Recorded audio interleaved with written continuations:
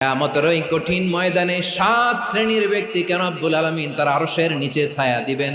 তার মধ্যে প্রথম শ্রেণীর ব্যক্তি হলো ইমামুন আদিল, যে ইনসাফের সাথে বিচার করে, যে জাস্টিস সমাজে সার্ভ করে, যে সুশাসন নিশ্চিত করে, ওই ইমামুন আদিল। আদিল শব্দটা বুঝছেন না? ইন্নাল্লাহা ইয়া'মুরু বিল আদল, পাইছেন?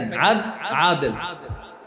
7 শ্রেণীর ব্যক্তিকে আল্লাহ তাআলা সুশীতল আরশের নিচে ছায়া দিবেন, যেদিন তার দেয়া ছায়া ছাড়া কোনো ছায়া থাকবে না। এর প্রথম হচ্ছে ইমামুন আদিল, ন্যায়পরায়ণ শাসক। চিল্লায় বলেন সুবহানাল্লাহ।